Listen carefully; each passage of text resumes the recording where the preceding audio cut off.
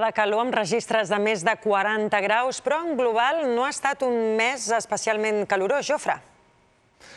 Doncs, Cristina, una manera fàcil de veure si aquest mes de juliol ha sigut molt o poc calorós és comparar-lo precisament amb el de l'any passat, que ha sigut un dels més càlids dels últims 40 anys. En aquests dos calendaris, el juliol del 2019 i el del 2020, hem simbolitzat, hem marcat les jornades en què es va igualar o superar els 40 graus. L'any passat, 6 dies almenys, i aquest any 3. De fet, el 27 fem una mica de trampa perquè són 39 amb 9. Si fossin rigorosos, tan sols 2. I el més càlid, el 31.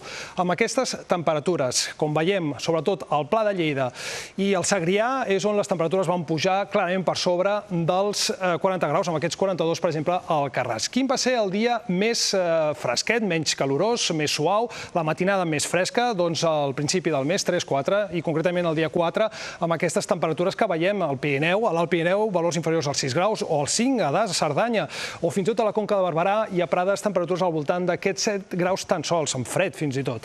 I quin va ser el dia més plujós? Doncs també al principi de mes, el dia 2, més plujós sobretot amb extensió. Tot l'extrem nord del país va ploure amb aquests registres de 40, 50 o 60 litres pràcticament a Vilobí d'Onyar. Sí que van haver-hi dies, al mes de juliol, que localment va ploure més, però no de manera tan extensa. Acabarem veient la tendència d'aquest mes d'agost. Comencem amb aquests mapes de tendència climàtica de la NOAA, que ens mostra el de temperatura, per exemple, que serà un mes bastant el que toca per l'època, ni amb calors excessives ni tampoc massa fresc. Farà calor, però la que toca. I la pluja, per últim, un mes d'agost que ara com ara indiquen que serà més plujós i sobretot en forma de ruixats i tempestes, com veiem amb aquestes taques verdes al nord del país i en zones de muntanya.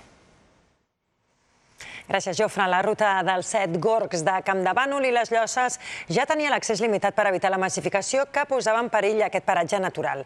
Però aquest estiu, amb la pandèmia, només hi poden accedir els veïns o els visitants que pernoctin en algun d'aquests municipis.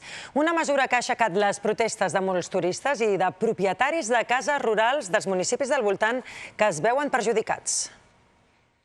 Si ets del poble, entres. Si has dormit al poble, també. Si no reuneixes cap d'aquestes condicions, et quedes fora. Aquesta és la nova norma marcada per l'Ajuntament de Campdevànol i les Llosses que regeix l'accés a la